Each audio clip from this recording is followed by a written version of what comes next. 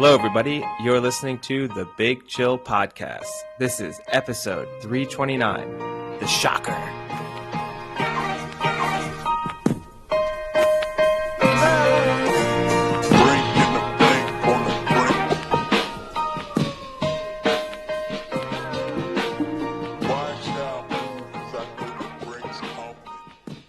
Hello, Big Chillians, and welcome back to the Big Chill Podcast. I'm Frank, joined as always with Sam and Eddie. Well, Eddie, I kind of want to start with you. How does it feel seeing Italy blow another match and having to wonder why couldn't it have been in the finals of We the shouldn't Euro? have encouraged him. We shouldn't have encouraged it. For listeners, we do a very limited pre-podcast sort of preparation, I guess would be the correct word. And we kind of go over a skeleton schedule of what we're about to discuss. We agreed that we were not going to bring up the Nations League, but I guess it's the first topic of the day. Look, it's What a thriller. It's mildly upsetting to see that since the Euros, they're the team we thought they were. They are who I thought they were. Can I slip that into a football discussion now? But Yeah.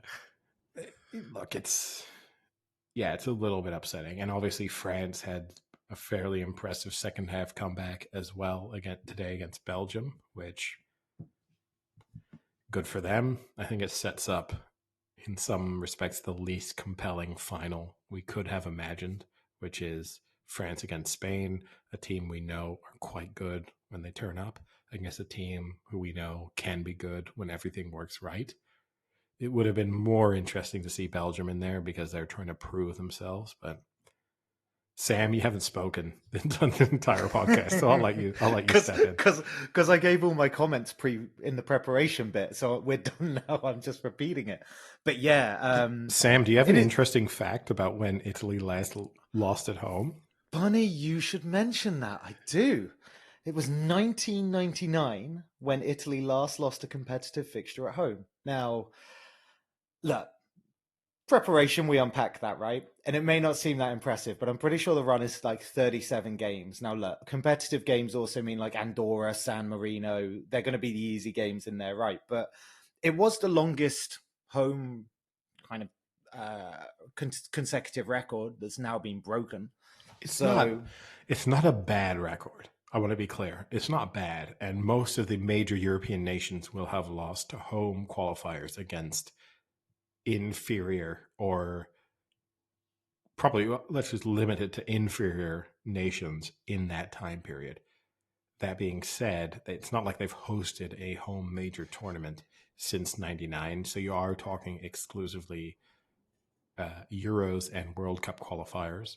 So they've not played many major nations in competitive matches at home. It is very much a Frank stat. It's one where, on the face of it, it sounds better than it is. But How about this stat, Eddie? Italy will be the first team to win the Euro and not qualify for the finals of the subsequent UEFA Nations League. the UFA, Hamburger. I haven't heard of that particular confederation. Is that near Europe? Didn't realize that we were having the Pink Panther. Wanted to give an Italian flair to it. Wow, you failed. You failed. So hold on. The subsequent, because it's only happened once. It's because Portugal. Yeah, it's the first time ever. Yeah, because Portugal made it to the Nations League final after winning which is that's the more interesting anecdote than the fact that Italy have failed to do so. They're the first team to fail to do so. Yeah, sure. I'll tell you what, this was a much better Nations League than the first one, though, right? Because the first one had England, Switzerland, Portugal, and the Netherlands. And then you got this one with Italy, Belgium, France, and Spain. Well, so definitely better matchups. I guess the quality of the Nations League gets more proven by how those nations do over the next 18 months. So you could argue that the Nations League had England in the semifinals, who subsequently made the finals of the Euros. That is better than if France had made it and then, were knocked out by Switzerland in the knockout stages. So Do you think Belgium will care that it's kind of another trophy that they haven't won with this golden generation? Like, look, it's it's the third tier one, right? That they can win. I think it's Euros, on a you got the tier. World Cup, you got the Nations League. It's not even on a tier, the Nations League, but I don't think they'll care that they didn't win the tournament. I do think they'll care that they blew a 2-0 lead to France.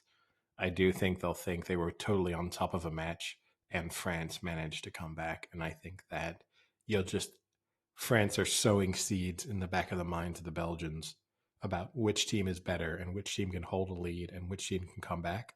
And I think that will bother Belgium more. There you go. You got the Nations League in, Frank.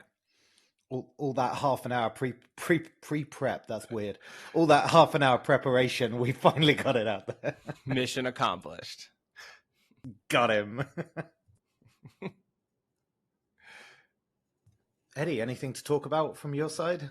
Well, I mean, the big talking point for football, right, is the fact that a group closely associated with the government of Saudi Arabia is buying Newcastle United. It looks as if the deal will go through.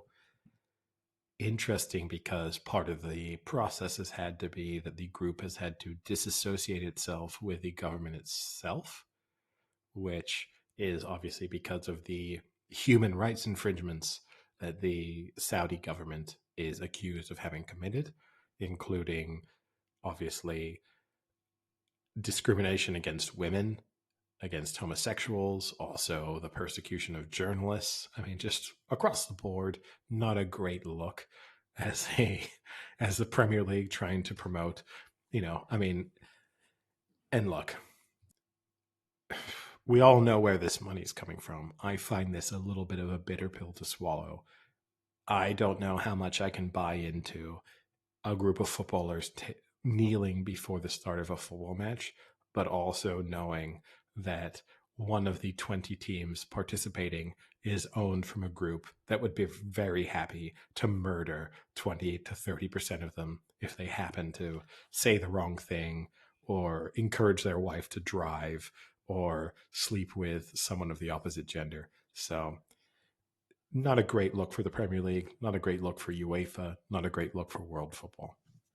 Also, like, it actually seemed that obviously all of those things and the disassociation with state ownership mattered, but it was something to do with like sports broadcasting rights as well, right? Because this beIN Sports that's Qatari owned had a massive issue with the way that the Saudi Arabian kind of networks hosted Premier League football like illegally. So they were kind of suing them, really. So beIN Sport, which you're correct, is a Qatari-owned Qatari-owned broadcaster, was banned from broadcasting in Saudi Arabia.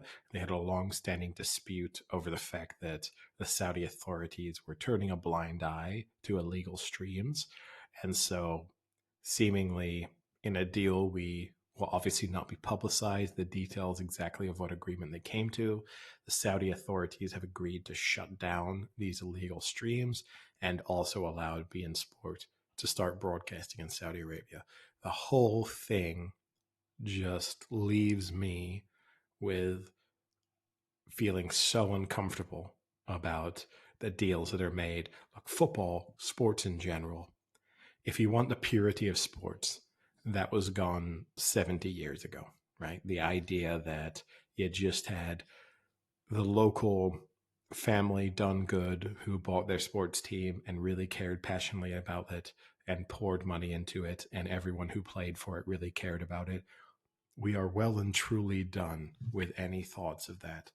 That being said, there is a massive distinction between not liking the Glazers because they don't really care about Manchester United and they just want to make a profit, with allowing a Premier League club to be bought by a quasi-governmental entity who is at the same time supporting anti-homosexual, anti-women policies in their own country. And that to me, just Newcastle players, I don't want to see it take the knee. I don't want to see Premier League players take the knee in general. And again, I'm not someone who was against that when it started with. It's just the hypocrisy of allowing that to continue when you're also allowing this action to be taken. I mean, if you're a Premier League player who wants to make a real statement, refuse to play against Newcastle if this deal goes through. That would be the stronger statement. I actually agree with kind of how strong the sentiment is there, because who in their right mind thinks that this has actually been legally disentangled from the Saudi government? Like, of course it hasn't. It's just legal shell companies and husk entities and whatever, and going through 50 different people through 20 different islands, 29 different companies, whatever, who gives a shit? But it's all going to come back. The revenue's coming from somewhere. They'll do what kind of Man City and PSG did initially, where they kind of fudged the way that marketing money's spent. They'll do whatever they can to get it through. And that's why I agree with you on the kind of integrity of this. That, I mean, what? St. James's Park, we're going to have women buried up to their neck, stoning them at half time. Is that going to be the happenings now? I mean, in fairness, we're talking about Newcastle, so that might have been going on anyway. But it's the selling out of the... What I hate is that every single Newcastle fan is saying, like, thank God Ashley's out, usher in the start of a new era. Like, Shearer tweeted it as well. He was like, now we can finally move on. And it's like, do you really think your club's not lost any of its kind of like soul from this deal with the Saudi? Look, Alan Shearer can go and sit on it as far as I'm concerned, because he's someone who's made a career out of trying to tell people that he was so determined to return to Newcastle after his stint at Blackburn. And the reality of it is he would have gone to Manchester United in a heartbeat if Jack Walker hadn't said, I'll sell you to anyone other than Newcastle United. So Alan Shearer has fundamentally spun the last 30 years of his life out of a massive lie. He may as well double down, and I'm sure he'll make tons of money out of being the hometown face of this new Saudi regime. So look, it is what it is, and I'm happy. Alan Shearer, if you disagree with me, come on the podcast and have the balls to discuss either of those topics, and we'll go for it. And you'll lose. You won't hear it, but you wouldn't do it even if you did. But here's the thing, guys. Now, you talked about opposing players kind of standing up and saying they don't want to play. Do you think there's any chance or momentum that could happen if they pulled like a Sam from Ted Lasso and the Newcastle players themselves all said we're not playing and just kind of lay down the jerseys and refuse to go out? I don't think any of those players will do so because they don't have high profile enough players to be able to make that kind of statement. Now, there is some precedent, obviously, within Newcastle. Newcastle are actually one of the few clubs who have had a player in the past refuse to have a sponsorship deal because of his religious beliefs, where they had a gambling group on there as their main sponsor, and he refused to wear it. So there is some precedent within Newcastle players themselves. I don't think you'll have any major issue of that. They'll know that this is there. And I don't blame them to a certain degree. This is the biggest payday they could have ever seen coming, right? If you can hang around and get a new contract, you're definitely looking at a massive raise. So more power to you on the individual basis. And we shouldn't criticize them on those grounds. But just as a whole, the fact that the Premier League itself, which is supposed to have these tests that ownership groups go through, the fact that they've said, okay, you have proven that this is no longer this will not be owned directly by the Saudi government itself. Where's the money coming from? Where is this group? Where is it stumbled across billions of pounds? I mean, it's asking us to all believe as if we're just complete morons in order to accept the deal that's gone on. And I mean, look, I can understand Newcastle United supporters wanting to see the back of Mike Ashley. I can understand also Newcastle United supporters thinking, look, money is going to roll in. We're going to be like PSG, no different to Qatar being there. And they're right. We accept PSG and Qatar. What's the difference with Newcastle United and Saudi Arabia? Not a lot. But I don't love PSG and Qatar. So I'm only applying the same standard. It's just a new moment, and it's a new league deciding to accept that level of investment. And I mean, look, you can make the same comments with Manchester City. It's just, these are very direct ties to a government that has done a number of awful things very publicly, it's not a good look for the league. No, it's pretty bad. And the PIF, or whatever the main overarching kind of company, what is it, like 350 billion that they can just kind of not call on, they can't just pump it in like that. But also, I just think this is like a soft power PR exercise by the Saudi government to be like, oh, well, we passed your Premier League checks. Look how legitimate we can be with our purchases, and look how sensible we can be with external companies and organizations. But remember, it's happened in the Premier League. It's happened with clubs below. If they don't see not a profit, they don't care about the money. They will sink. Man City don't turn a profit. But if it becomes fickle, if it becomes pointless, and if they don't care anymore, Newcastle collapse, because they won't be able to sustain what this club will do for years to come, which is inflate wages, pay over the odds to get the right kind of people, have ridiculously manager signings where they just come 6 months. They don't put them in Europe, so they're gone. I I would be very, very careful here if I was a Newcastle fan, because if they get bored, it's over for the club. Oh, it might be a case of better the devil you know. And Mike Ashley's been a bad owner, but he hasn't been. I think Newcastle United fans don't appreciate how, on the scale of, and I've supported a team that's had. I support a team that didn't even know you could get relegated. Mike Ashley, on the grand scheme of things, on the spectrum of bad ownership, he's not been that bad. And at least he genuinely cares about football. You can say whatever you want about him. He cares about the sport. Yes, he's a Chelsea supporter. Yes, he would have rather bought Chelsea. Yes, he's been linked to a number of other purchases, including Ipswich Town. We had the owner of Ipswich Town. I saw that. We should reach out for comment. And similarly, right? We had the group that then subsequently bought Ipswich Town. Rumored, he admitted, had looked into buying Newcastle United previously. So it's a little bit of a big incestuous mess as to who's owning who. But yeah, look, they won't care. And Newcastle are by no means safe this season. And if they go down, they will not care one bit about owning a championship group. And you're right, it's just a PR stunt for them.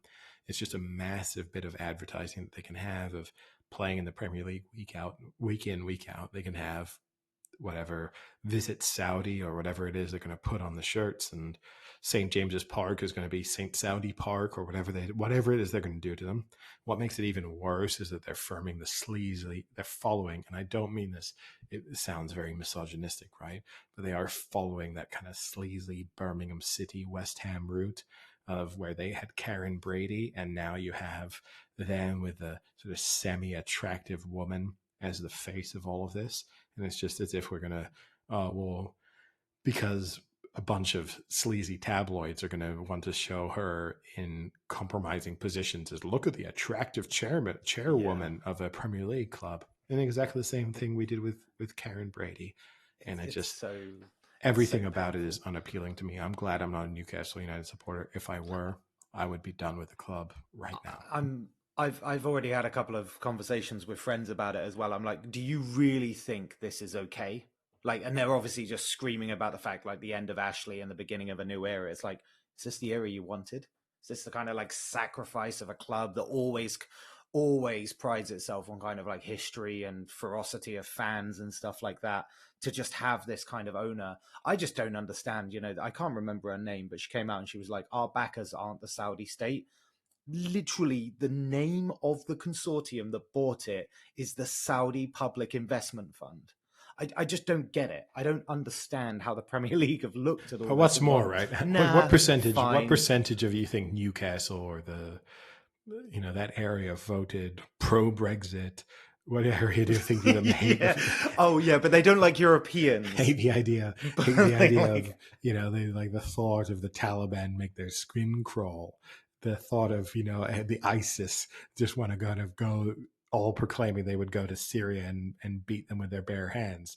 But as long as the Saudis turn up and buy Messi, well then you're fine. That's okay. Mbappe to Newcastle. Who knows? Haaland to Newcastle. Haaland, no, he's a Leeds supporter, right? I don't think he would do it. But Mbappe has the spine of a jellyfish, so he'll probably be there in a heartbeat. I mean, not the worst stadium. But you remember all the criticism Ashley got for calling it the Sports Direct Arena? it's always called St. James's Park. Imagine if they want to rename it now to whatever they want. The what's he called? The Crown Prince Bin Al Salman. I mean, look, let's also be fair to ourselves. Imagine right? if they called it like the arena for that, and they're going to be like, yeah, but he's got money, it's fine. We do also have to open ourselves up to one element of hypocrisy, which is the three of us appreciate horse racing. Much of horse racing is dominated by unsavory characters associated with regimes that we might not be in favor of. So also let's, not throw stones when we know that a sport that we love relies very heavily on many of these people pumping money into it. So, well, the Arc, literally Longchamp is gold. Yeah, that's Qatar though. We've accepted, right? Qatar is not as bad now. Saudi Arabia is having the spotlight pointed on it, but look, it's all. I don't love it in the same way I don't love gambling firms being on the shirts of sports teams, even though I'm happy to have a bet. There's all sorts of things where I just wish, as a society, sport, I think, should represent. We even spoke about it. It's why I love this England team during the Euros, is they started to represent a better form of our country, of our society. And once you start to allow ownership groups into it where you cannot, I love that the Blackburn Rovers as a team live off the Jack Walker legacy of the local boy done good, made his millions, pumped them into the club he loved, and did it endlessly even after he died, set up a trust to continue pumping money into it. I'm super proud that I support a club, even though it now has foreign ownership, where that is the backbone of the club that I love. If you're Newcastle United, I would feel very hesitant about being on board with this, but it is a nightmare waiting to unravel, I think. Yeah, but at least they've got like a really sexy, well-established manager like Steve Bruce. So that's clearly going to continue on, right? He must just basically be already packing, right? Steve Bruce, I don't think he's a great manager, and I think he at least has a degree of principles. Now, he's not going to walk because he knows that he's not that principled, right? He's not going to leave millions on the table. And I don't blame him for that either. But they're definitely going to get rid of Steve Bruce. They are going to bring in a more appealing, attractive name. And that's also something that would worry me a little bit about if I were a Newcastle United supporter. Similar, if I could do the parallels with Blackburn, I had Sam Allardyce in charge. Say what you want about Sam Allardyce, he at least knew how the game worked, and he at least had a sense of he was not willing to give up on certain principles of the sport.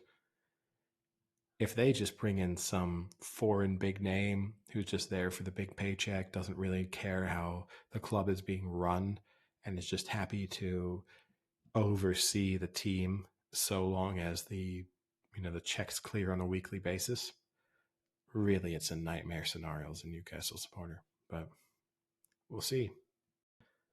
All right, Frank, what topic do you have next? He's worried about the Saudis taking over the Giants. To fucking wake me up. Oh, my God. You love it, bud. Whoa. This better be a good one, though. Do we just move straight on to the NFL? Yeah, we can go to the NFL. I mean, Urban Meyer would be a great appointment for them. There's a man with zero principles. Well, we discussed that last podcast we already. Did. I have continued to enjoy. Here's the thing I've liked about the Urban Meyer situation. I like that the fact that many people within the NFL have been the most upset, not with what he did, but the fact that he didn't take the team flight home. That is the thing they think. Really? It's like, no. After a loss, you have to be on the plane. He was bumping and grinding. Give him some time. Speaking of R. Kelly, it's not going well either. Yeah. Basically, if your name gets linked to bumping and grinding, career is over. Well, you know what? I kind of understand where they're coming from, because the fact that Urban Meyer probably is worth, $40-50 million, is it's so difficult to take the flight home with your team, soak up the fact you've lost, and then just fly back to Ohio and spend a day or two with your family. Like, why do you have to miss this flight to hang out with your family? You can private jet to Ohio anytime you want. Like, you're not wrong. That being said, there would be a degree of consistency here. If you're telling me that Urban Meyer had denied someone the right to stay, if one of his players had said, hey, look, I'm from Ohio and we're playing this game in Ohio and I could stay here on Thursday night and get back to Jacksonville on Saturday and I don't miss any team activities. Do you mind if I skip the plane? If Urban Meyer had turned around and said, no, you have to be on the flight, then he's hypocritical. However, if he just said, hey, let's introduce an element of practicality into the team policies that we have. And if we play an away game in a city or a region that you're from, and we don't have another game for 7 days plus, then stay a night there if you want to.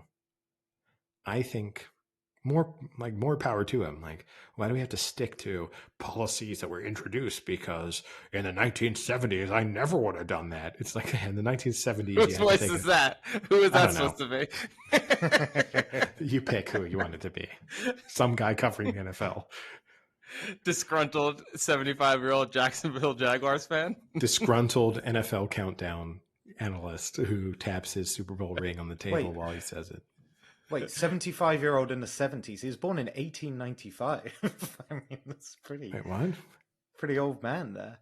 Well, he said 75-year-old man and from the 1970s. No, as in played in the 1970s. Oh, okay. I was like, oh, or okay. coached in the 1970s. So 75 would be pretty consistent with either of those elements. I mean, yeah, we actually put that together pretty good for neither of us like doing the math. Yes, apart from you, Sam, because you're an idiot. Should we go into the picks then? Or let's go. Do we have updates from last week? Oh, you want the update of the standings? Yeah. I will provide you with the updates. I like that we do this. Sam and I will now stare at exactly the same spreadsheet, but Eddie's role is to sign off the previous week as I begin the next one afresh. That's how Frank wants it. That's how the viewers get it. So, Eddie, sign off the week on the same thing I'm looking at now. So Sam, stop talking. Eddie, you can now begin. Thank you. So Frank, you and I both went 9-7 money line last week. I went 8-8 against the spread, but you went 7-9 against the spread. And Sam had the best week out of the three of us. He went 11-5 money line, and he went 9-7 against the spread. Meaning that Sam has taken the lead in both categories on the season standings. He is now 40-24 money line. I am 39-25 money line. You are 38-26 money line. So it's very close. He is 35-29 against the spread. You are 34-30 against the spread. And I am 31-33 against the spread. That doesn't quite add up, but I'll check. Eddie, we can't do the next picks until you've signed off the week. So that should be 30. No, that's right. 31-33. That is correct. Yeah, the math adds up. All adds up to 64. All adds up to 64 games, which I think is where we're at through 4 weeks. And if I remember right, all the bets of the week went down. So we'll discuss the bets of the week at a later point. You are not the summarizer, Sam. Move us on to the Thursday night pick. All right, fine. We'll start week 5. So, first up, Rams at the Seahawks, and the Rams are 2.5-point favorites. So, how do people feel about that one, considering the Rams getting pretty beat last time out? And yeah, I'll be super quick on this one. I think the Rams are just the better team. I think the Seahawks have been able to put together good halves, I think, in multiple games, but they've yet to put together a good full game. And so for that reason, I think for both teams, this is an important game, right? Because of just how tight the NFC West is. So you can guarantee the Rams are going to see this fundamentally as a must win. And I think they're more capable of putting together a complete 4 quarters. So I'll take the Rams to win and the Rams to cover the spread. When I looked at all my picks this week, I started to worry about how many of them were underdogs, which I guess will give you a hint. But I mean, the Seahawks are 8-1-2 in their last 11 on Thursday night games, and I still think, Wilson, Metcalf, Lockett are still posting up really good offensive kind of yardage. I actually think there's something quite tempting in a really competitive division, like you say, Eddie, that it kind of has the ability to maybe throw up some things. And I just think the Seahawks at home, kind of as an underdog, there's something I like about that. So I'm actually going to take the Seahawks to win and cover. I'm with Eddie. I'm going to go Rams to win, Rams to cover. Russell Wilson, is the league's highest rated passer right now, but right behind him is Matthew Stafford. So I think offensively, previous years you'd put the Seahawks above the Rams, but I think this year, I think they're neck and neck. And then when you compare defenses, I don't even think it's a comparison. I think the Rams have the much better defense. So I think the Rams will win this. It'll be close because it's in Seattle, and they're going to have that home field advantage like they always do. But in the end, I think the Rams will win. I think they'll cover by at least a field goal. So from one good game to a dumpster fire that the Americans are passing over to London. So it's the first international series over since the COVID pandemic, and we've got the Jets at the Falcons in actually at Spurs Stadium, right in London. So the Falcons are 2.5-point favorites. What do you think of this El Clasico of the NFL? I don't think this is that bad of a game. I actually feel like this is, in some respects, a really good early Sunday morning game in that you don't really care what happens, but it could be a lot of fun. And that the Falcons have zero defense at the same time. They have the capability of putting up a lot of points and moving the ball quickly. The Jets definitely don't have a lot of defense, but last week they showed hints of having an effective offense. I just think I'm going to bet on the fact that the Falcons, the Jets are one of the worst teams in the league. So I'm going to take the Falcons to win and the Falcons to cover, but I wouldn't exactly say this is one of my strongest bets of the week. Sam, I'm disappointed you didn't call it London Town. You could at least be consistent. Are you really disappointed? Slightly. I thought you were going to say it. I thought Eddie was going to make a face. Kind of the eye roll face, like, God. This is a game of no defenses. They have two of the worst ranked defenses in the league. The issue is their offenses aren't that much better to make this a super exciting game. It's just going to kind of be who can somehow score more points with the shittier offense or the less shitty offense. The Jets have been outscored by 50 in their first three games before this Titans little mix up here. And I don't think that Titans game is the true indicator of the Jets. I think those first three games are. So I'll go with the Falcons to be able to put up slightly more points against the Jets. I mean, you kind of mentioned when Eddie mentioned about the what the Jets did offensively against the Titans. It was kind of interesting, really. They threw to Corey Davis pretty well, a couple of bombs to him. I didn't think it was that bad defensively as well. Until kind of the latter halves of the game, they kind of stopped Henry pretty well in kind of the first half, I'd say. They actually did something productive to kind of the stop Titans the Titans were missing in that their game. two main wide receivers. Of course, but what I'm saying is, like, in those matchups, they actually showed something that I thought was so just skip good. to it. You're gonna take the Jets, aren't you? No, I'm gonna take the Falcons. What were you doing? Because stop talking.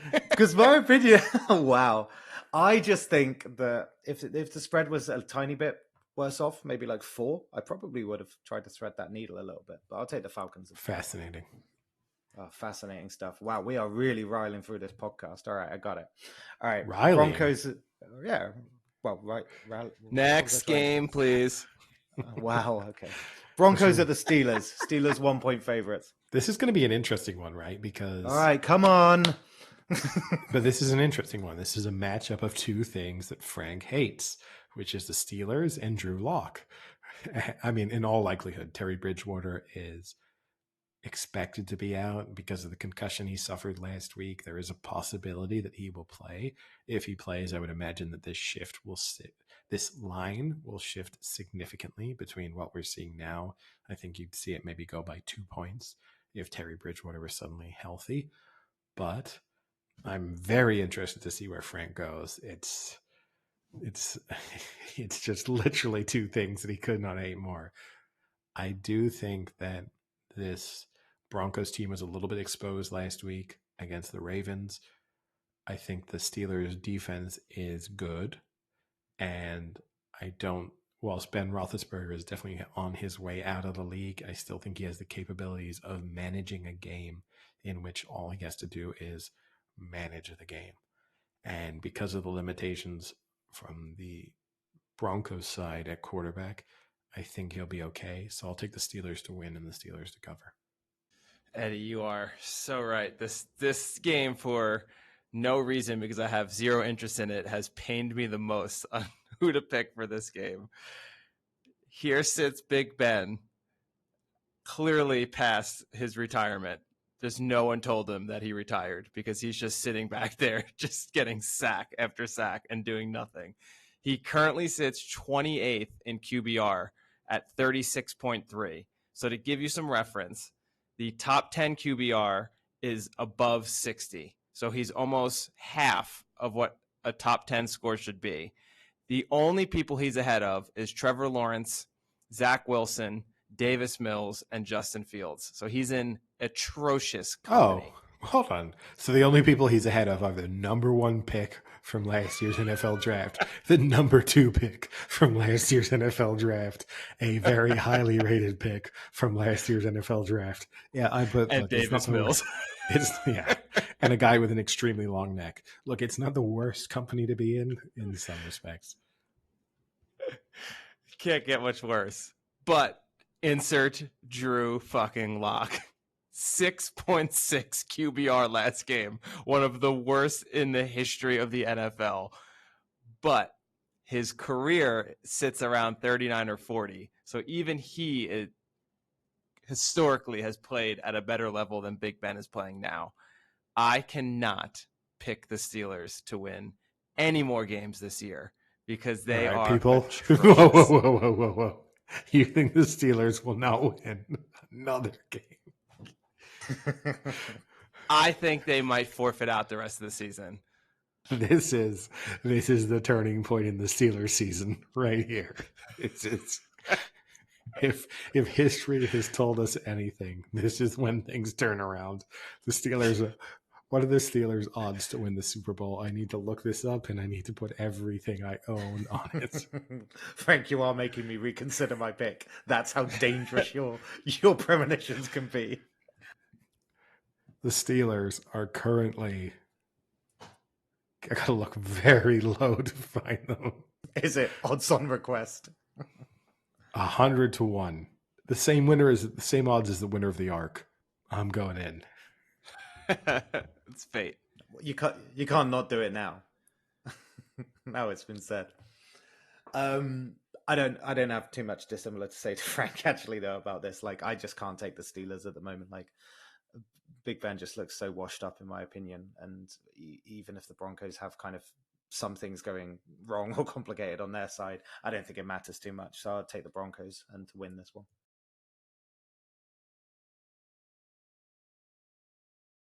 All right, next up, Lions at the Vikings. And the Vikings are 9.5-point favorites.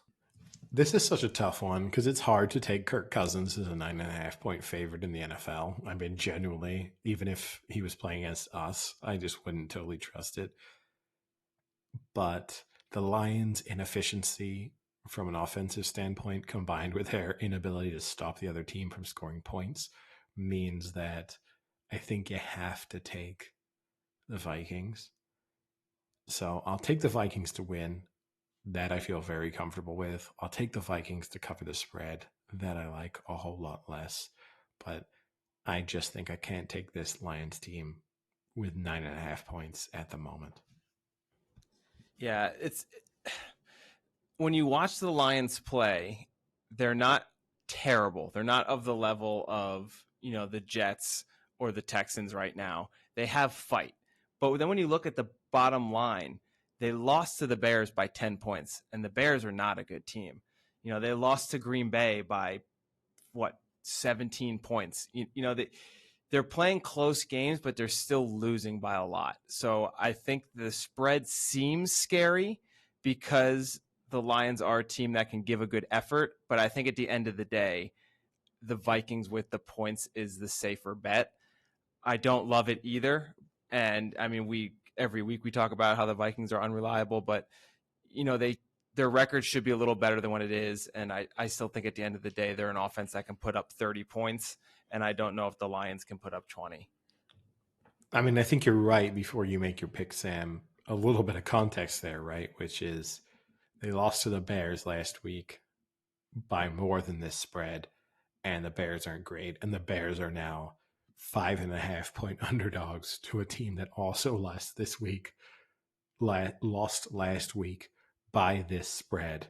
So, signs are not pointing up for this Lions team. Yeah, I'm inclined to agree. It was the 9.5 that worried me, but it's interesting that the Vikings didn't actually score pretty quick after the first quarter last time. So I did kind of worry that is there a slight inability with the Vikings not to score as many points as to kind of blow away the Lions on a 10-point. I'm still a little bit torn by it, but I think you guys have probably said the same thing, that in the end, I think it's safer to take the Vikings scoring than it is for the Lions to keep it close. So yeah, I'm taking the Vikings and to cover as well. So next up is the Packers at the Bengals, and the Packers are just straight 3-point favorites. I'll be quick. Craziest line, absolutely craziest line of the week. The Bengals limped past a Jags team where the biggest focus was how soon Urban Meyer could have a random girl grind on his boner.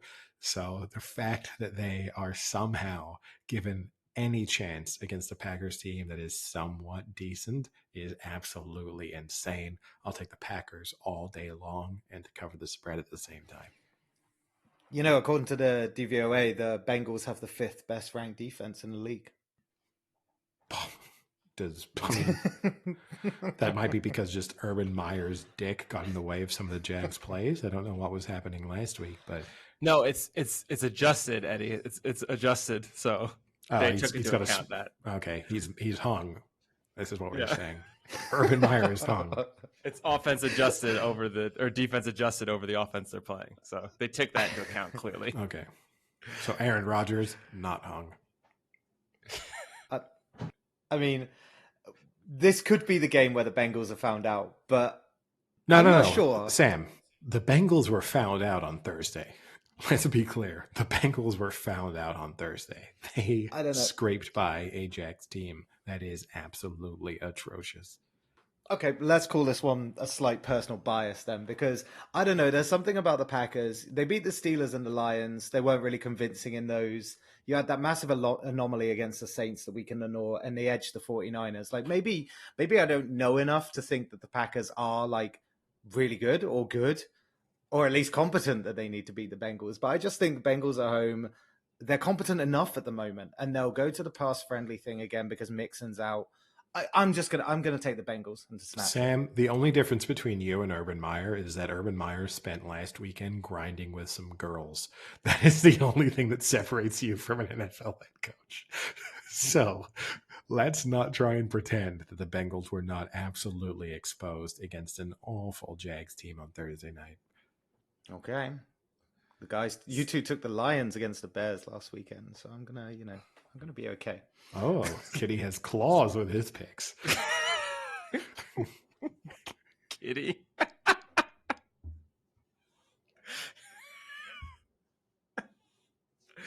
Well, Sam, I'm with Kitty. I'm going with the Bengals to win. All right, I'm with you. God. Eddie, I'm over. It's over. Packers win. They haven't lost a game by more than 3 points this season. So they're 3-1. I think this is the game that the Packers get exposed. And you're going to see that the Packers just aren't that great of a team. Hold on a second. Do you know how bad your stat is when you're like, they haven't lost a game by more than 3 points this year? They've only lost one. So it's not an interesting statistic. It's not good. They've also only lost by more than one score twice in the 13 games started and finished by Joe Burrow. So when Joe Burrow is in, they are competitive. And Joe Burrow is in, and he is on. And but will he finish? Packers, Sam will Is that find a out. threat? Is that a threat, Eddie, to Joe Burrow? I mean, if I had those capabilities, I would not be on the podcast. I'd be elsewhere. But yes, that's an open threat to Joe Burrow. Yeah. I mean, Packers' best cornerback is out.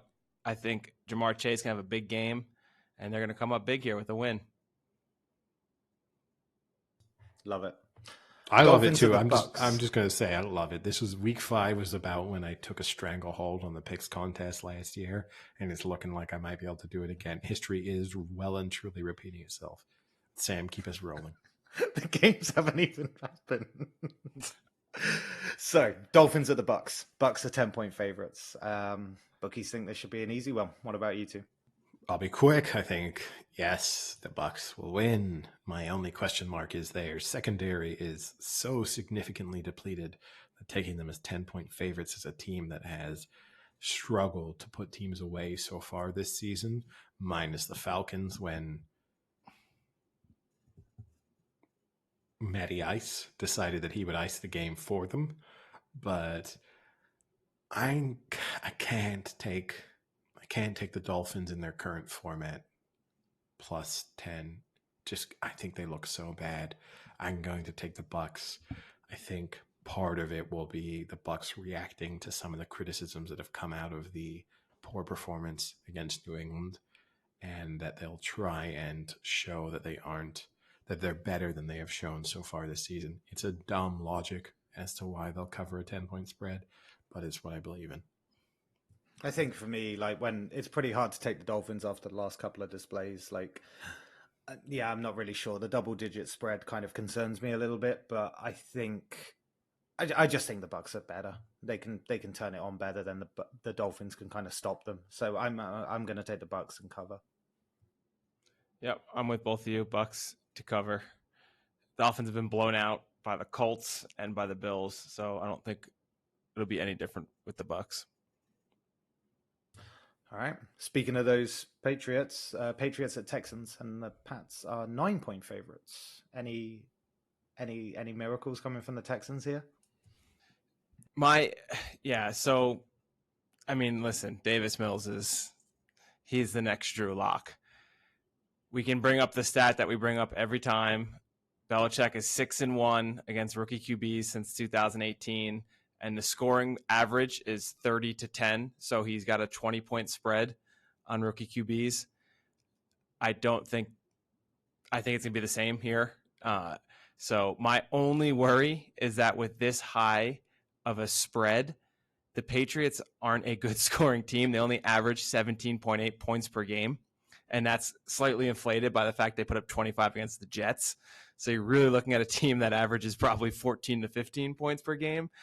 And with a spread this high, you have to hope the Texans don't even score a touchdown because the Patriots might not be able to put up that many. But I think they'll win, and I'll pick them to cover. I'm not super confident because I just don't think they're a good offense.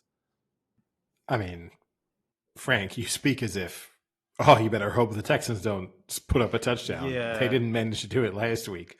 So this is not a Texans team that is piling up the points.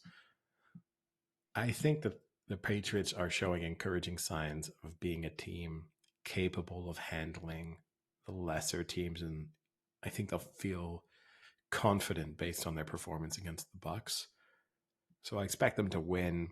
I do agree with you that the spread is a little big for a team that has not scored freely, but they've also played their games in tougher conditions. I mean, a little bit like you're throwing the stats from, say, the game against the Bucs in windy, rainy, cold conditions, a little bit different than having to now go and play at the Texans.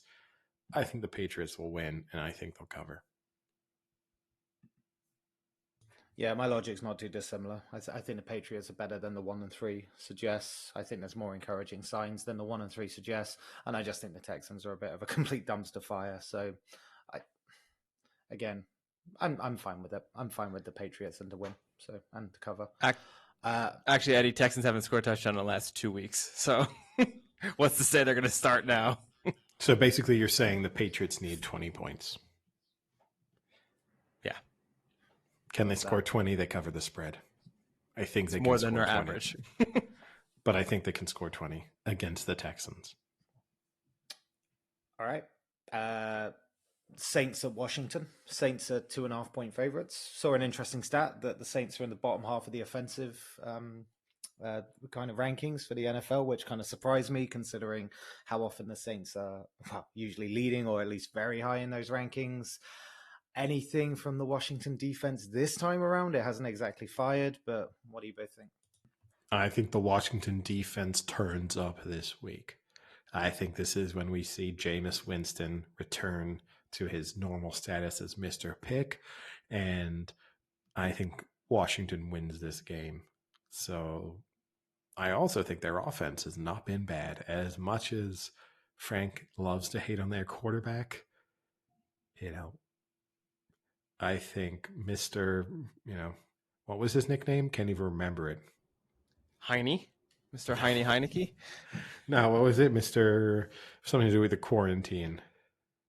But anyway, whatever his nickname was, I think he's looked pretty decent, I have to say, Heineke. And I think that they turn up. Their defense is just good enough to keep them in this game. And this Saints team, they zig one week, they zag the next. And I'm going to bet that they zag against a pretty good defense. Yeah, I've basically written here low scoring offense v potentially really good defense. That's kind of how I see it. So I've got Washington to nick this as well. So I'm taking Washington and to win. I'm going the Saints here. I'm kind of tired of everyone saying that, like, where is this Washington defense? Like, this Washington defense should be better. Maybe they're not. Maybe they're just not a very good defense anymore. I mean, Chase Young just maybe he's having a sophomore slump, and that's a quarter of their defense is that pass rush. And without him, maybe that's what they are. They're letting up 30 points a game. It's terrible. They're one of the worst defenses in the league, actually. So on that regard, I think the offenses are pretty similar. I think Winston is a better quarterback than Heineke. So I think the Saints have the better offense. And right now, I think the Saints have the better defense. So for me, you're taking the team that's better on both sides of the ball, and that's the Saints. All right. Eagles at the Panthers. Panthers are 3-point favorites.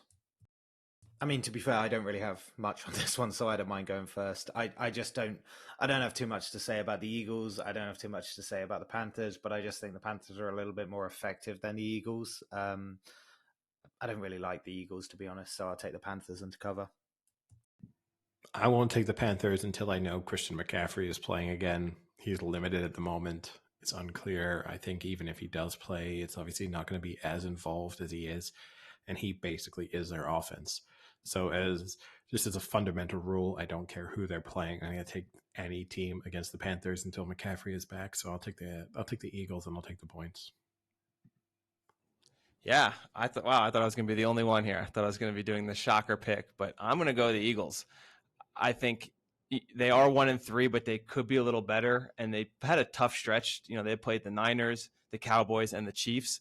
That's a tough 3 games to play. I'm exactly with Eddie. Without McCaffrey, I don't think their offense is very dynamic. And now their defense, which started off good, they lost J.C. Horn in week 3, Shaq Thompson in week 4, so they're losing all their defensive players. This could be a bump for the Eagles. They win, and now people start saying that the Eagles, maybe they are good like we thought in week 1, but they're really not. I just don't think the Panthers are that great either. Don't worry, Frank. This can still be our shocker pick. Pink. I think that's Tell you what, move, I'll stick 2 in the pink. You stick 1 in the shocker. stink, and it can still be our shocker pick of the week. Well, we got a name for the podcast. So, fool me once, shame on me. Fool me, no other way around. Damn it! I tried to inherit that and I got it wrong. Here we are. We got the Titans at the Jags, and we've got an enticing spread on the Titans again at 4.5-point favorites. Are you going to be taking them again at an enticing spread, Eddie, and kind of beaten up after their loss to the Jets, or do you think the Jags won't turn up and keep it close? I'm a little bit concerned just because of their lack of depth at wide receiver, and it still seems as if a lot of those options will be out. So I think they're going to have to rely pretty heavily on their run game, which, whilst it's the backbone of their offense, you still need other options out there to allow for that to be the most effective as effective as it can be, but they'll know the importance of this game. They cannot lose to back-to-back rookie quarterbacks, back-to-back bad teams. It's a divisional game. They genuinely can. The Titans cannot afford to lose this one. From the Jags standpoint, it seems like they're falling apart from everything from a tepid second half against the Bengals to the Urban Meyer fallout. It's just hard to imagine that many people, and when you hear everything, all the reports coming out of their camp, it is a little bit that Urban Meyer, as the head coach / CEO, is losing a lot of respect from the team for the way that he has not actually implemented a lot of the standards he has tried to enforce, and that he is inconsistent in those respects, and obviously grinding with a random girl in a bar in Southern Ohio is not helping that fact. So I think this could be one of those games where the Bengals try and make sure Urban Meyer is out the door as quickly as possible. And I expect the Titans to win and the Titans to cover. Yeah, not too dissimilar to you on that logic. I think, we kind of got fooled a little bit by that tempting line last time. It's kind of tempting again, but I think this one is... the Jags are just in complete free fall at the moment, and I think the Titans realize the importance of this game. I've got the similar stats and the similar thought process, so yeah, I'm taking the Titans to cover as well. I was originally maybe thinking Jaguars here, but I don't know if you guys saw the recent report. The Tennessee Titans cheerleading team just added 3 new blonde cheerleaders to start this week, so I think that distraction alone is going to get Urban Meyer a little off his game. And because of that, I think the Titans are going to win. Did that actually happen? Was it actually reported that they added 3 blonde cheerleaders? I was like, where do you get your news? I said 1 or 2, it wouldn't be enough, but 3 turns the tide in that false story. I was just thinking, where'd you get your news? Reported with that headline. All right, so clean sweep for the Titans, right? Yeah.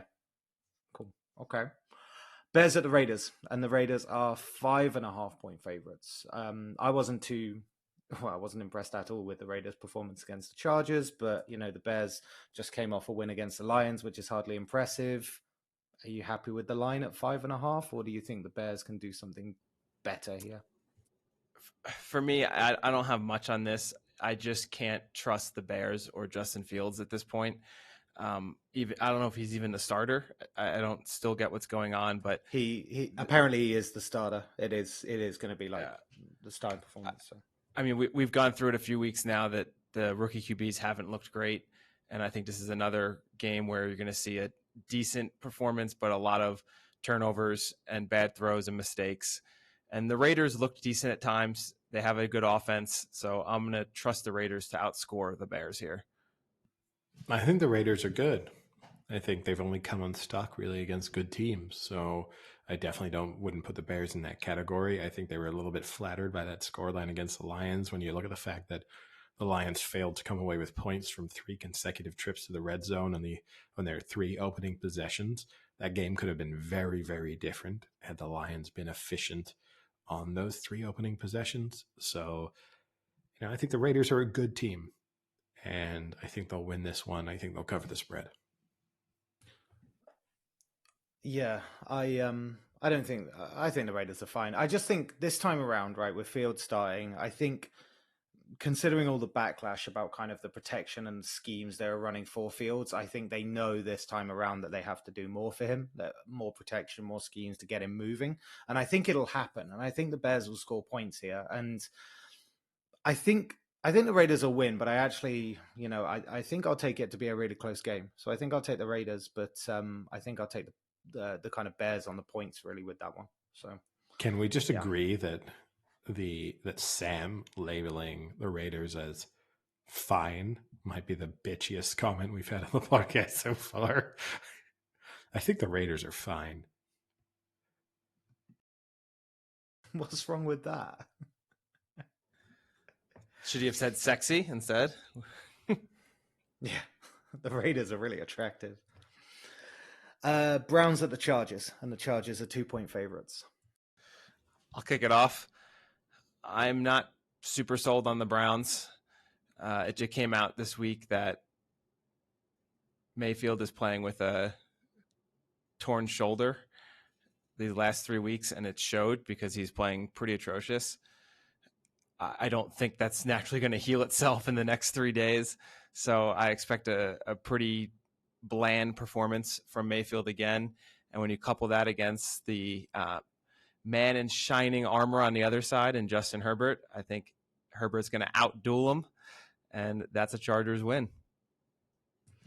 I keep it pretty short here. Came out this week that Mayfield has been playing with a torn shoulder, but the Browns have still been winning because their defense is really good and their running game is really good. And they absolutely shut down the Vikings last week, and I think they'll absolutely shut down the Chargers this week. So I'll take the Browns to win and the Browns with the points. Ooh, we have division.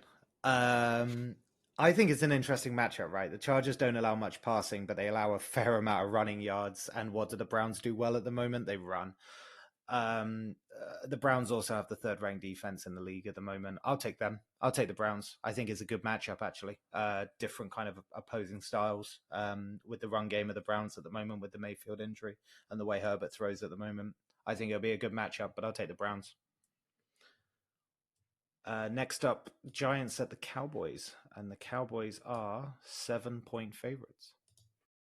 I know that Frank will have a stronger opinion on this because it involves the Giants, but this is my survivor pick of the week. I think the Cowboys, they have convinced me that they are legitimate, and I think the Giants are not.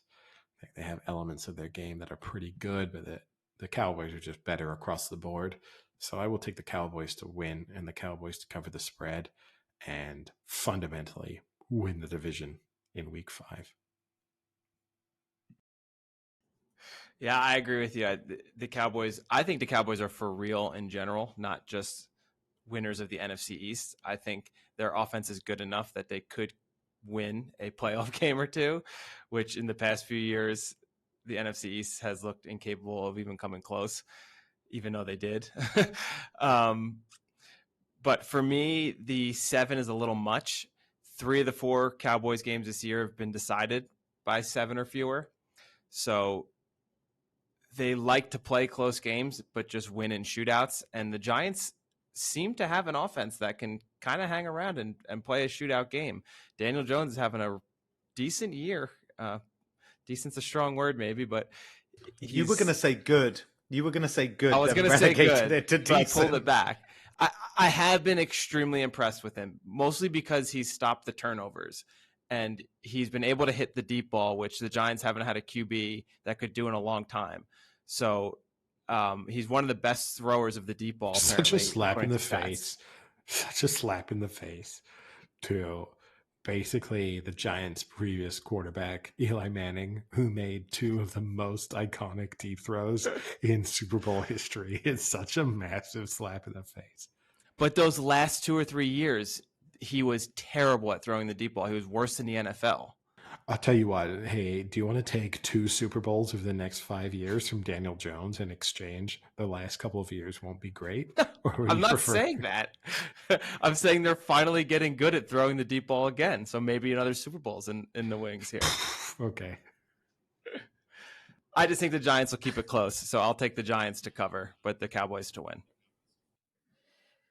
I'm with the Cowboys here. I think Dak Prescott's playing Sam, really good football at the moment. The Cowboys. You could just lead every opening sentence with "You're with the Cowboys," and it wouldn't, regardless of the topic, we would know. It would not be surprised. That's a stretch. Not having that one, but I actually think this game could be the 7. If you see my point, I actually think the Cowboys could win this by 7. I'm not sure if we're going to allow the tie, but I do really think this will be a touchdown. We have a history of this. Frank, are you open to offering Sam, let's say 6-8 as the winning margin, and you can go for it? No, I'll offer him 7 as the winning margin. 7.5. We'll give you Cowboys minus 7.5. Do you then take the Giants?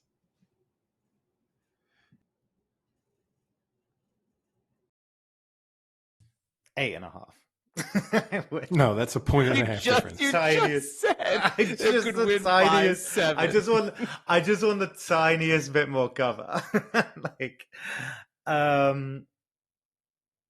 okay, yeah, I'll do that. I'll take the 7.5. I'll take the Giants, but the Cowboys to win. If you give me the 7.5. Okay, just add a note on the spreadsheet. You've taken the Giants plus 7.5. Do I get the Giants at plus 7.5? Would you also take that? I picked the Giants to cover. Oh, no, then. No, you didn't ask for it. Don't ask, don't get. Also, you're only Sam, did you separating just don't ask, don't tell me? Damn right I did. Although don't ask, don't get, I guess. 49ers at the Cardinals. Cardinals are 5-point favorites. I'll keep this short to 4 words. Can't trust Trey Lance. Cards to win, cards to cover. Niners Nation has to take the Niners. Until I see they're not for real, there's no chance of them being good this year. I don't know. This Cards team, I cannot trust them. And it would be very in line with the Cards we have seen in recent years, that just when they're starting to convince you that they are legit, they will throw up an absolute stinker. So I'll take the Niners to win. I'll take the Niners with the points. So you're telling me you don't think the Cardinals are legitimate after beating your number 1 ranked team in the NFL convincingly? Don't try and spin me on that. Don't try and spin me. You had to. You force said me. we do power rankings, and my number 1 power rankings is the LA Rams. Pull the quote. Oh, God. I think in a division that's kind of this good, Cardinals might be sitting slightly on top of that, but I just think in divisional games, having this kind of spread might be a little bit dangerous. So I think the Cardinals will win, but I'll probably take the 49ers to keep it really close. So yeah, I'll probably do it like that. I just think it's a bit of a tough spread for fundamentally 2 really good teams. So maybe game of the week here. Bills at the Chiefs, and the Chiefs are 3-point favorites. It is game of the week. And I genuinely do not know which way to go. There's part of me that thinks the Chiefs will see this as, we've used the phrase statement game several times over the past few weeks. This feels like it is a statement game for both of them, both for the Chiefs to reassert themselves as, they could go to top of the unofficial power rankings in this game.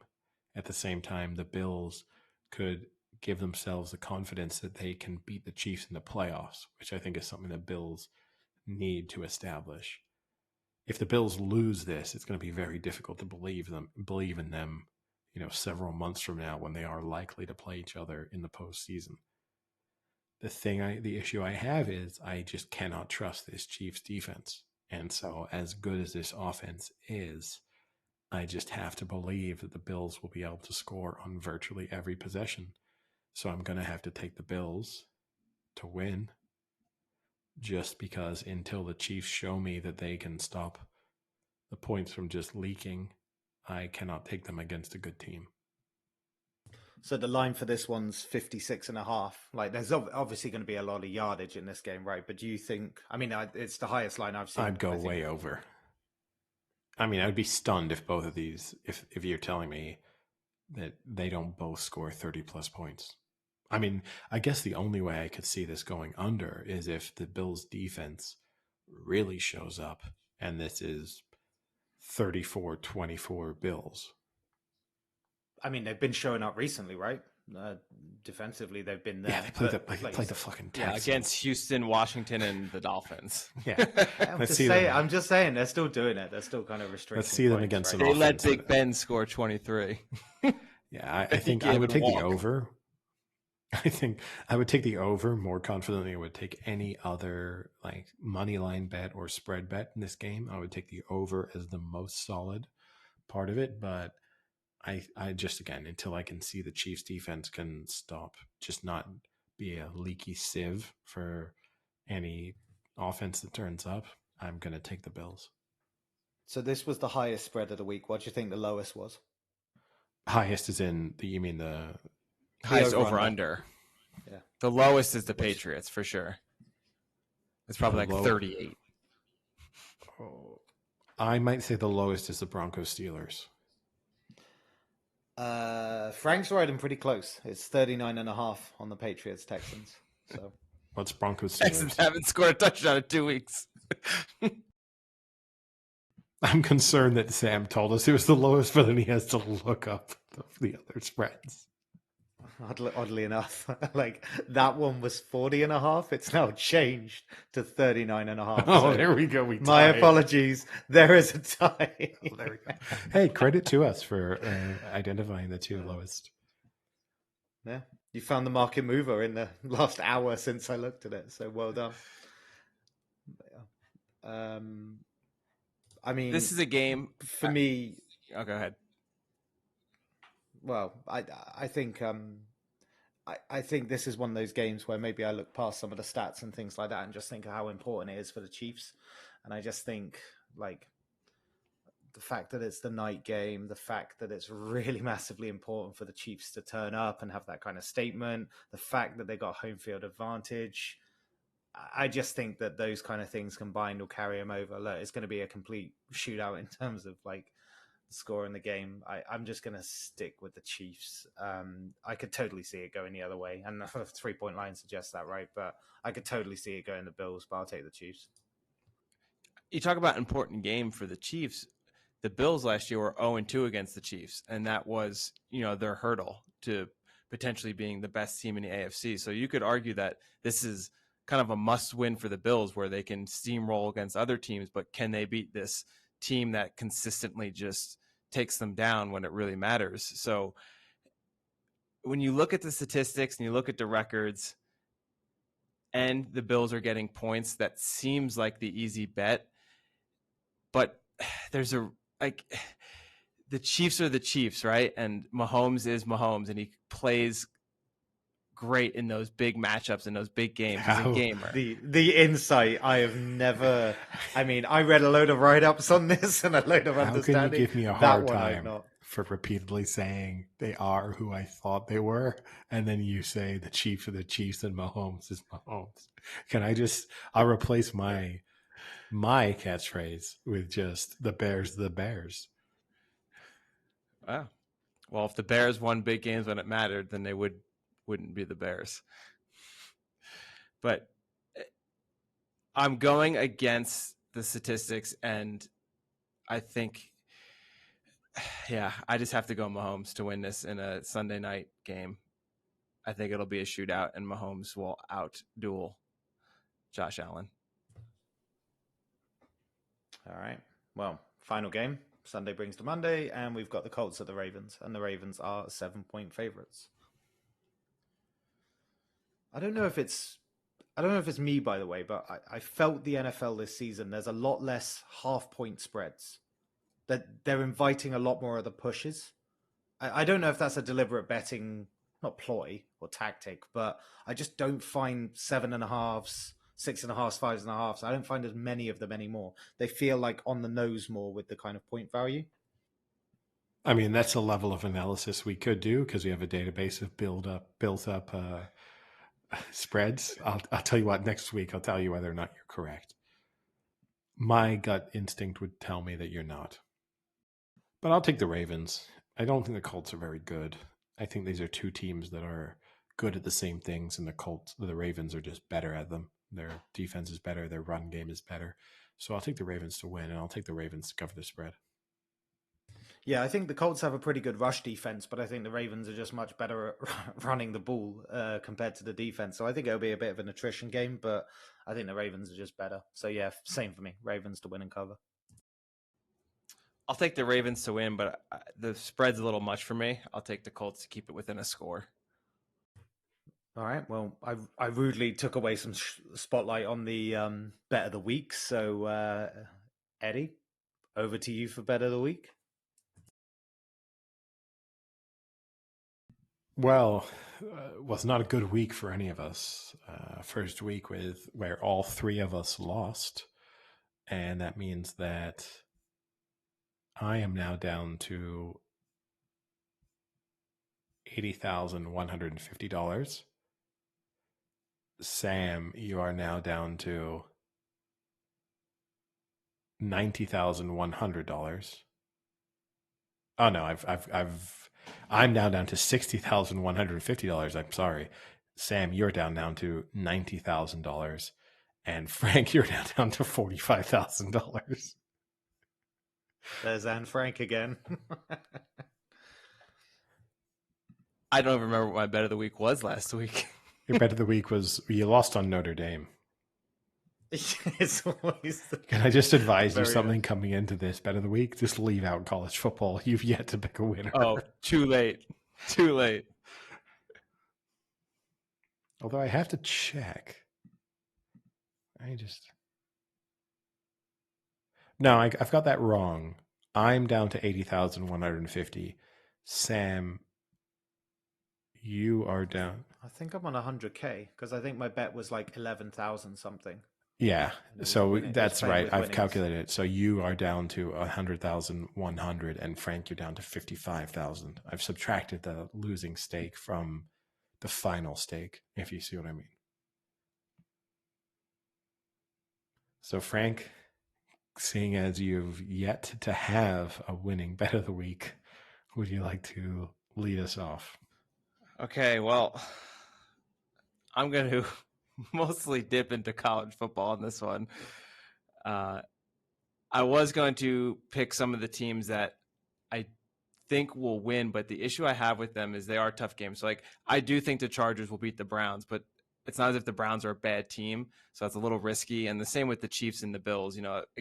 Those are toss-up games. So I'm going to try and play a little more conservative here.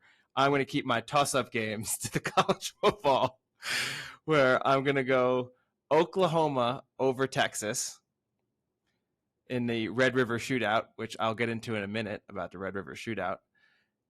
Penn State over Iowa, number 3 versus number 4 at Iowa. That should be a good matchup. And then on Sunday, I'm just going to take the Saints over Washington. And that pays 4.7. And I will go with 15,000 on that. He's bleeding cash. I'll just say this, Frank, if you lose this one, or you're done from college football, can I just say you're done? All right. I guess I'll go next. So I've got the Vikings money line, the Bucks money line, the Patriots money line, the Cowboys money line, even though it's close.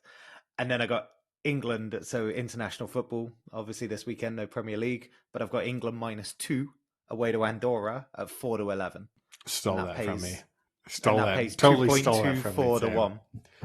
Totally stole it. I think it's a crazy bet. I do agree with you that England -2 at 4-11, kind of insane odds, but you completely were influenced by me on that one. And you know it. Don't try and look at me with that guilty face. What do you mean? I just looked at the football. You both know that we had the discussion about just the over 2.5 goals in that game and it being 2-9 and it being insane. Anyway, my bet of the week will be the Titans, the Cowboys, the Pats, and the Bucks. All money line pays 2.87, and I will stick 10,150 virtual dollars on it. Oh, yeah, I don't think I actually gave you a stake, did I? So I'll do 15,100 on. So that takes me down to 85. Nice. Still ahead of Frank, even if he wins. Any other topics from the week? Yeah, so I mentioned the Red River Shootout, which is the annual game between Texas and Oklahoma. They've been playing since 1900. I thought I'd see if you guys can guess any of the other teams playing in games that have like significance or like a name to them in college football. So unfortunately, the Red River Shootout is the one most people know. How about the Iron Bowl? I want to take a guess at what 2 college football teams play in the Iron Bowl? Isn't that Alabama and So Auburn? close. Yes, correct. Nice job. How about the Bedlam Bowl? Bedlam. I'll go somewhere in the Northeast. Is that wrong straight off the bat? Yeah. No idea then. The Bedlam Bowl is Oklahoma, Oklahoma State. How about the Civil War Bowl? Mississippi, Mississippi State. Ole Miss, No, you're Mississippi right. State. No, it's in the same state, but wrong state. It's actually Oregon. Oregon State is the Civil War Bowl. How does that work? Why? I would have thought like Virginia or something like that. Did it but- exist as a state and people went to fight for different sides or something? No, I think it's like a civil war within the. I think it's just like within the state. Not linked. like not Oregon linked to versus the Oregon Civil State. War. No. I think they're All right, taking how about away this from one? the You might be key able to Civil get War there. The Duel in the Desert. Arizona State. Yes, very nice. How about the Sunflower Showdown? Would you like to be playing in a game called the Sunflower Showdown? Idaho. Kansas State. Oh. How about this is a good one? The Holy War. Notre Dame. Is Notre Dame one of them? Notre Dame. Against Holy War. can't think who their rivalry game is against. Where's Notre Dame based again? Doesn't it? Where are they based? Notre Dame? I can hear what you're saying.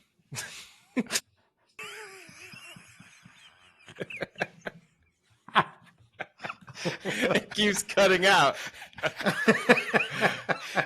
Notre Dame. Are you asking what state they're in or what conference they're in? He means what? He means what state there is. South Bend, Indiana. It was the glazed face. I have no concept of what you're talking about. It was like watching a politician get asked a question he doesn't know the answer to. Sorry, I can't hear you. Notre Dame against.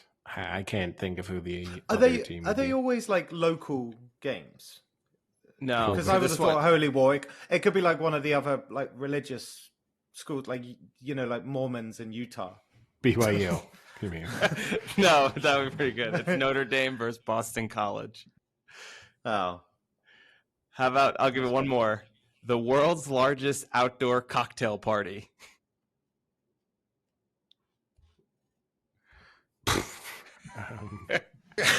who thinks of those? LSU Tulane. You're in the right area, but wrong states. Georgia. Georgia versus another state. University of Florida. Yes, Georgia versus Florida is the world's largest outdoor cocktail party.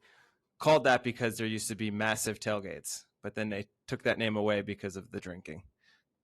Also, why they took Red River Shootout, the shootout part out, because of gun violence. It's now the Red River rivalry. The world's largest cocktail party sounds relatively sophisticated. It doesn't make me think of tailgates. It sounds as if people are going to get together for some sort of organized drinking, quite nice affair. Now, to go back to the Red River Shootout, it's played annually at the Cotton Bowl in Dallas during the State Fair of Texas. So this week, right now, you have the State Fair of Texas going on, which boasts an annual attendance of over 2 million visitors. And it's the biggest state fair in all of America. The fair is known for its unique high-fat foods. So let me read a few of these, and you tell me what you think. So you have corn dogs, which is the staple. That's like if you go to the Texas State Fair, you have to have, they call them corny dogs, not corn dogs, but you have to have a corny dog. I think Sam ate his first corn dog on Sunday. You were dangerously close. I actually did. You're correct. And then afterwards, he ate a corn dog. I was kind of underwhelmed by them. Deep fried Oreos, deep fried Twinkies, deep fried s'mores, deep fried pork ribs, deep fried cheesecake, deep fried butter, fried avocados, fried alligator, deep fried peanut butter, jelly, and banana sandwiches, and most recently, a batter-based fried Coca-Cola. So I think I could try all of those aside from the deep fried butter, which might be delicious because like butter doesn't taste bad. It's just the concept of eating just deep fried butter sounds like you've reached the bottom of your life. Like you get it on a stick. That kind of makes it more depressing somehow if it's served to you on a stick. So if they just hand it to you, you're fine. No, of course you get like a serviette or something. Yeah. Well, I mean, if you're going to be destroying your body, you might as well just have it thrown at the outside of it anyway. So I think aside from the butter and the Coca-Cola, I think I would probably, if you ordered it for me, I would give it a try. So the fair has the culmination of these disgusting foods is the Big Tex Choice Award. So every year people enter these crazy foods to get voted. I'll give you this year's contenders, and I actually have pictures and you can tell me what you think. But here are just some of the previous winners over the past few years.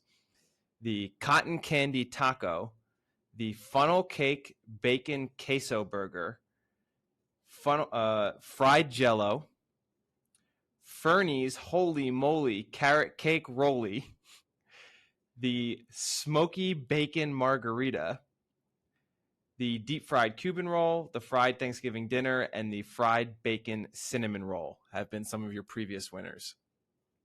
Now, I will share my screen and we'll put them also up on our social medias, this year's contestants for the Texas Fair Big Tex Choice winners. All right. Can you see the first one? No.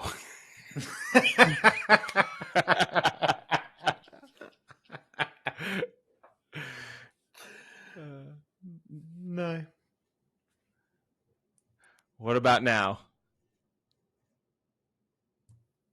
Now I can see three deep balls. Deep fried seafood gumbo balls from Gourmet Royale. Deep fried seafood gumbo balls. They're loaded with Gulf Coast shrimp, stewed chicken, blue crab meat, and andouille sausage, rolled in saltine crackers, breadcrumb butter, then fried with an explosion of flavor. Yes or no? Probably good. Yeah. Sam doesn't eat seafood, so he's going to say no.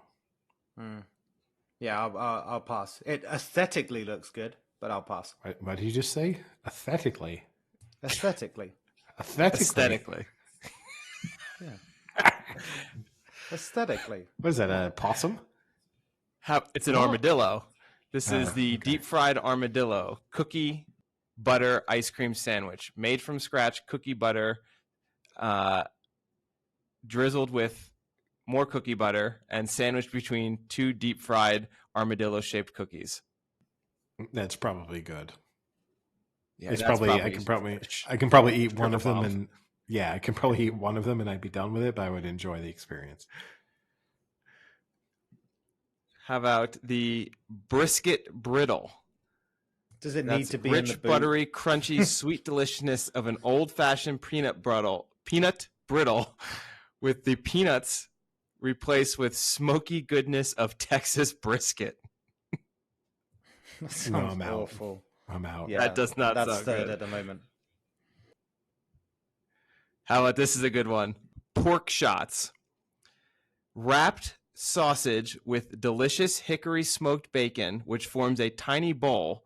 And this savory taste bud teaser is filled with everyone's favorite, creamy mac and cheese.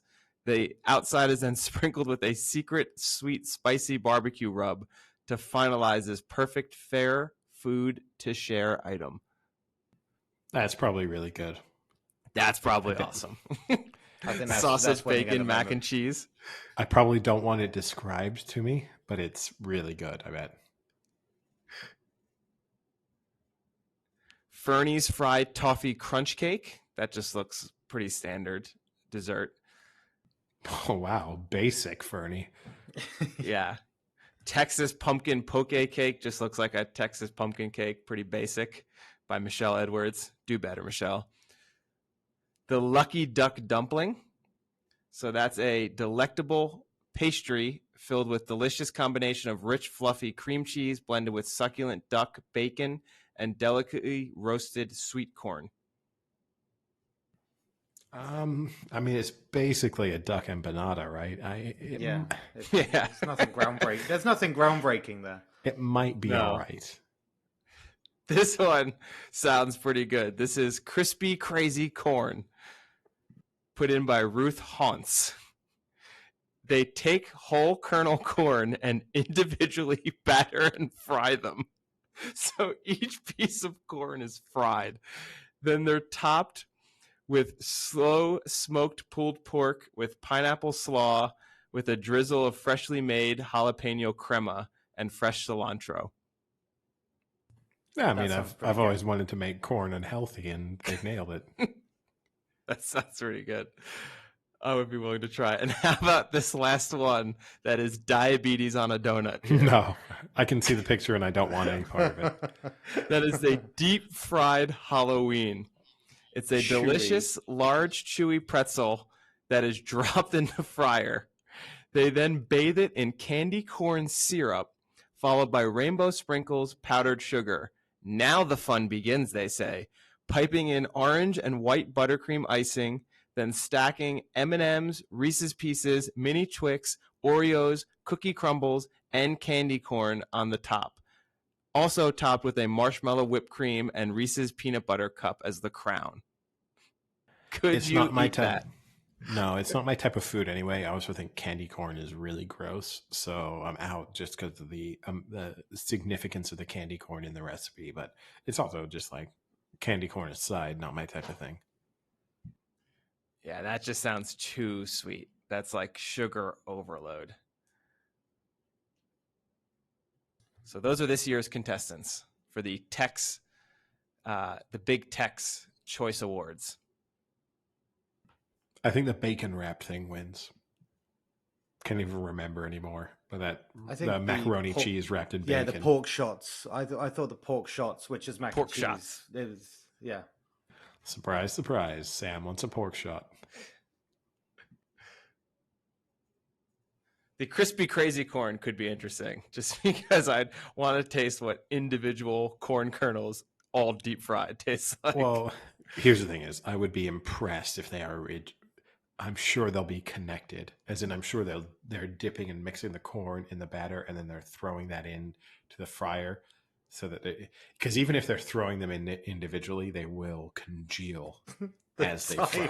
The sight, just watching someone at the fair drop them in one by one. No, but you know what I mean. Even if you were dropping them in one by one, they would congeal in the fryer. You would have to actually fry them separately.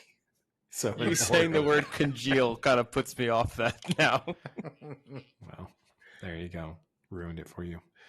But I bet you it tastes good. Do they have state fair like events in England? Similar. Yeah, We have like county fetes. fairs. Yeah, you have county fairs and things like that where they kind of. But it's mainly. But if you want to eat what you've just described, you just go to Scotland. deep fry everything. I mean, No, you do. Like just deep fry everything. yeah, you want something deep fried. They pioneered that.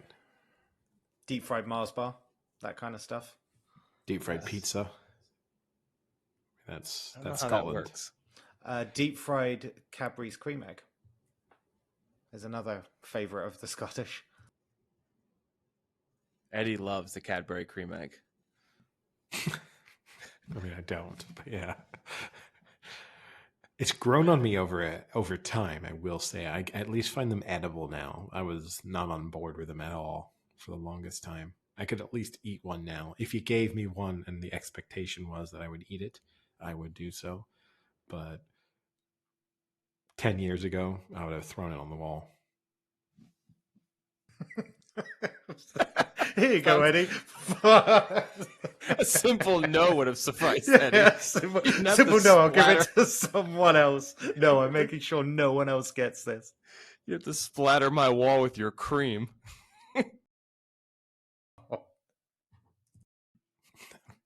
I'll leave that there. That's what you said after you threw that Cadbury egg on the wall. on that note, are we done? Yeah, we're done. That's what you said after you threw that Cadbury egg on the wall.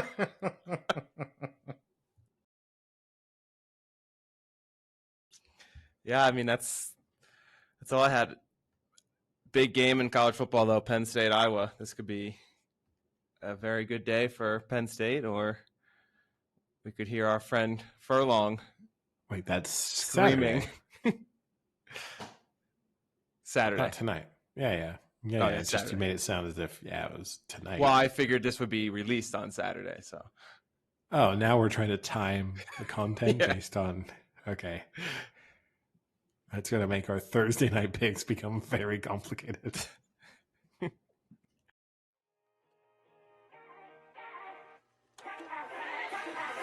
All right. Well, with that, I guess I'll talk to you boys later. See ya. Cheerio.